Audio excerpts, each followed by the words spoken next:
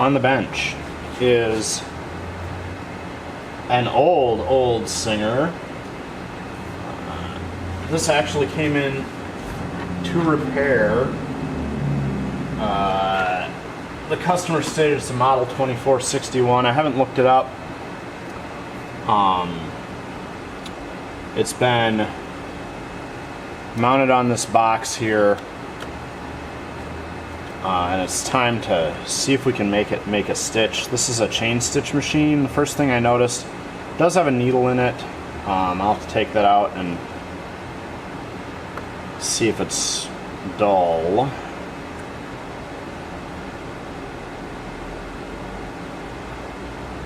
Yeah, I can feel that it's kind of curled over, so I'll need to sharpen that, since that's clearly a little 12 by 1, and not something that I can get easily. But the other thing I noticed is that the presser foot is twisted a little bit, so it's not lining up precisely with the hole in the needle plate, which was much easier to see when the needle was in there. But I've already kind of cheated a bit. I made sure that this was fastened to the base stably before I started the camera, because I needed to make sure that I could work on it. So this cover here is missing a screw. Had the screw in the top here, and gonna set our foot down, loosen the screw on the side of the needle clamp, or the lifter clamp.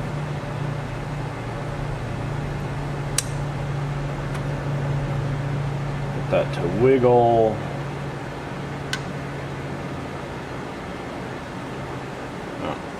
It's also a bit low,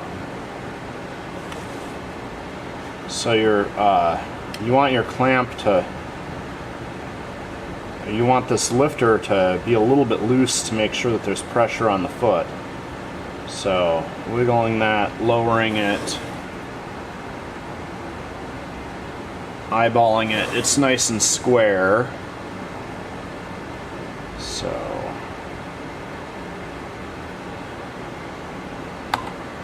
we tighten that. Now this lifter wiggles a bit, so we know that our presser foot is pressing down.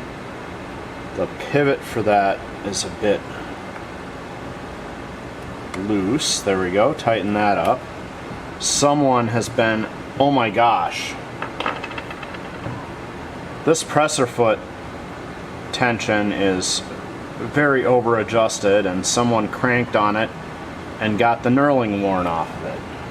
Well, I'm going to take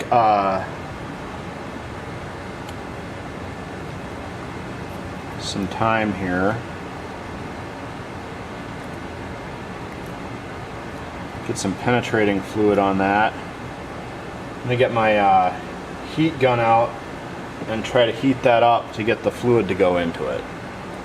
I heated this up and I'm working some heat and penetrating fluid into the presser foot regulator. But while we do that, we'll pop the work surface and needle plate off so that we can see underneath and clean.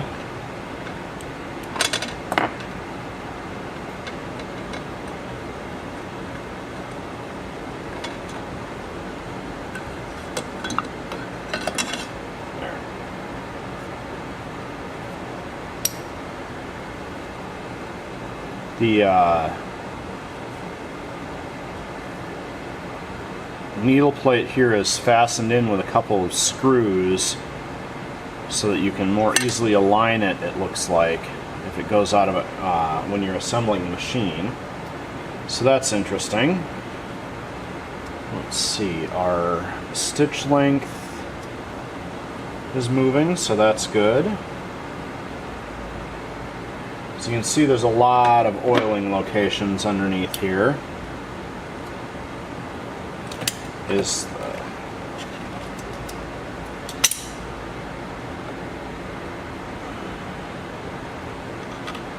pop our presser foot out of the way now that it's lined up properly.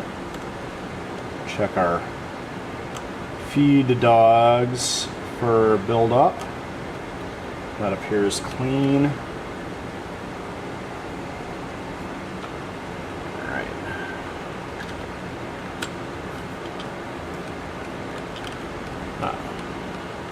And this machine turns away from you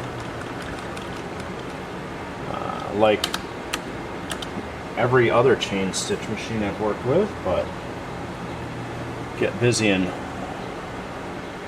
oil all these spots underneath our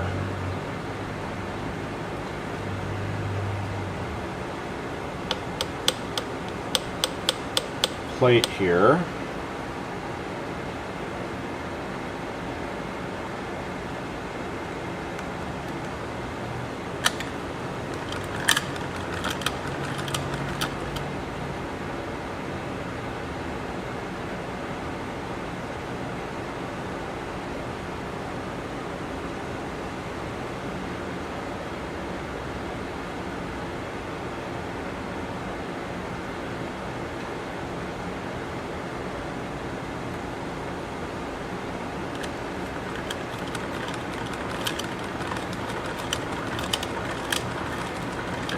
Alright, that's all working in pretty good. And it appears to be moving pretty well. Stick our needle back in real quick because we need to. Alright. Flat is facing to the right.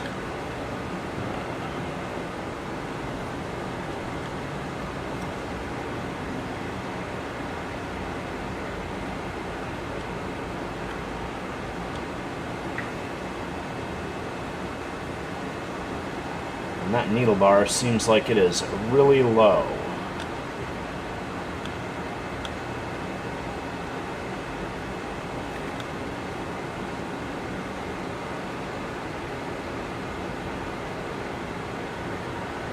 But we'll try it out and see if it stitches.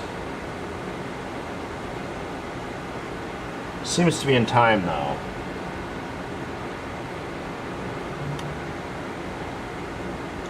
Not really a lot on these machines to go out of time, so. Alright.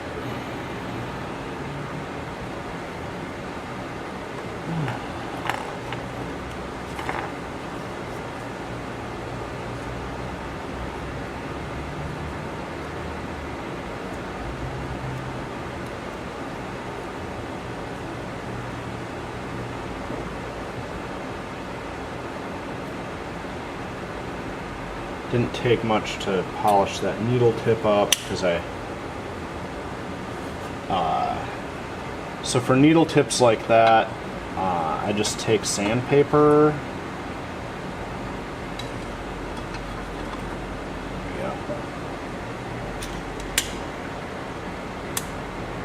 And punt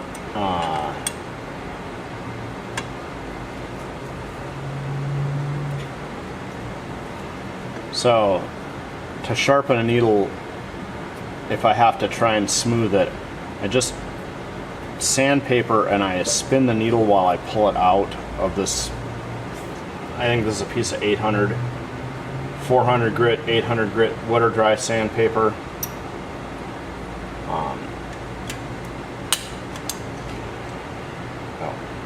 I already put the other screw in. I was looking for the second screw for here.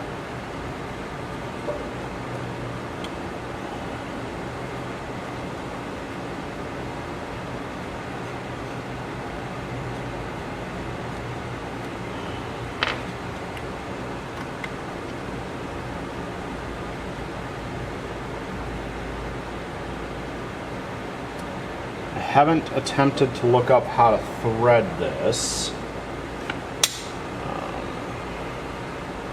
I assume it's on the Ismax website.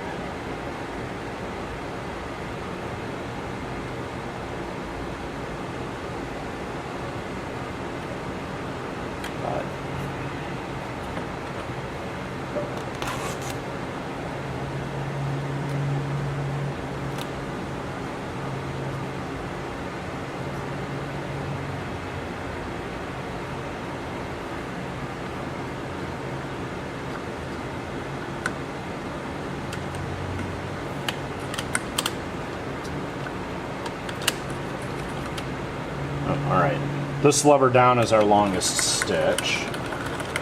Alright, and we're feeding fabric, so that's always a good sign.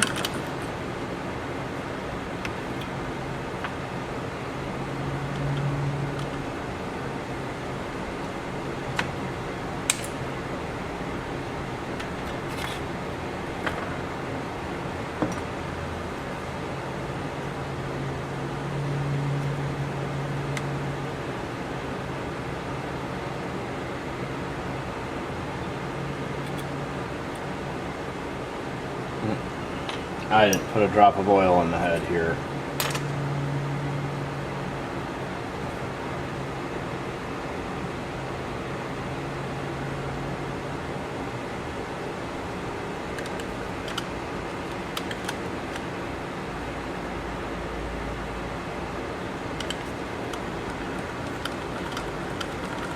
There. Now, the drop of oil on the needle bar in the head there. And put this cover on. And there's this hole on the top here. And this finger there. And to set this so that the finger goes through that hole a teeny bit. If you misalign this, it'll hold that finger open.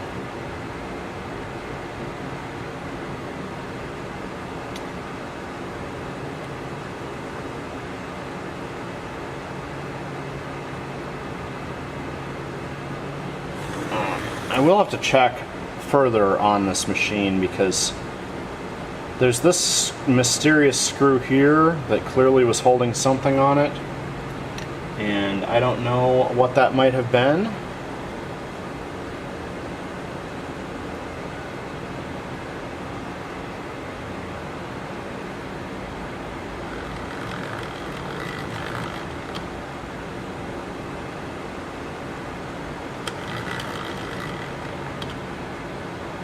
And there's a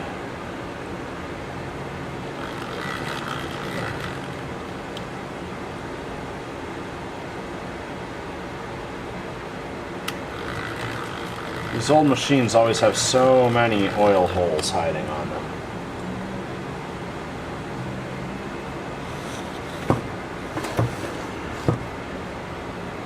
There's a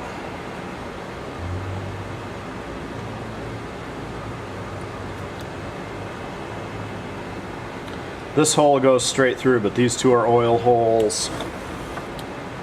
And then on this crank mechanism, there's an oil hole on the main axle, and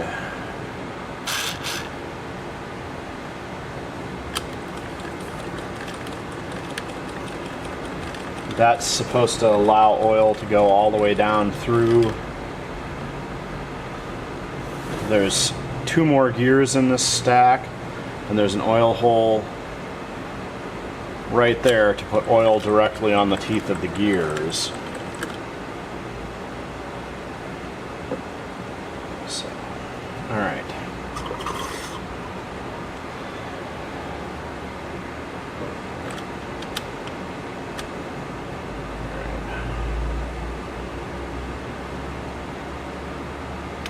Okay.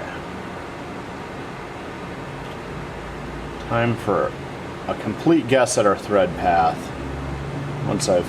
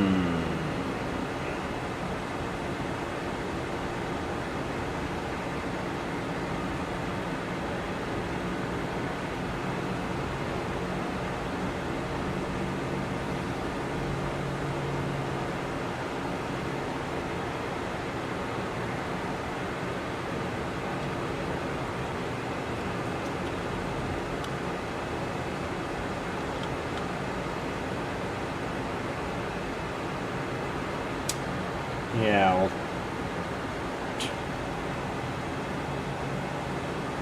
nope, don't like that. I'm gonna go through this top here.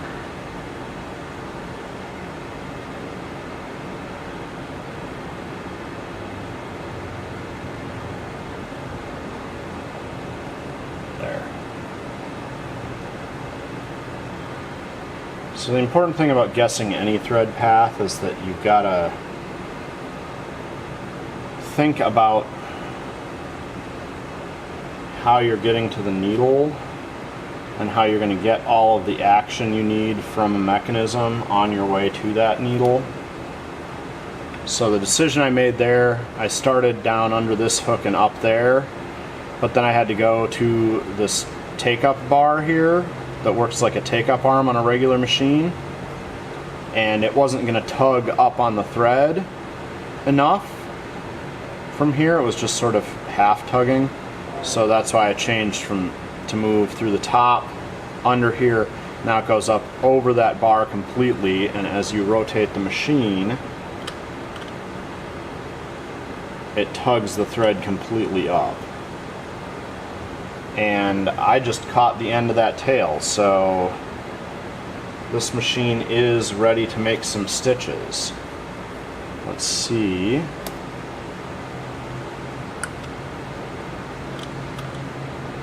Yeah. Oh, and it's catching.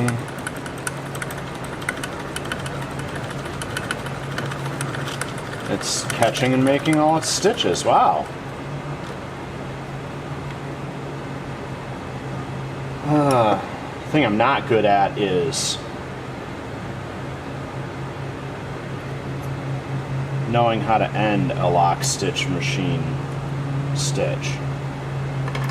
And I've read manuals about it and I just can't wrap my head around it, so I always have to bumble my way through. There are other people who are smarter and better at this than I am. But you pull the thread out the side of the needle and clip it like that, and then you can lift and tug and get the loop off the end of the... There we go. That went very well. Awesome. There wasn't much to do this after all. That was exciting. I still have, this is still stuck, which I'm gonna just put penetrating fluid on it and leave it to the customer so that they can gouge this top up more if they want it loose.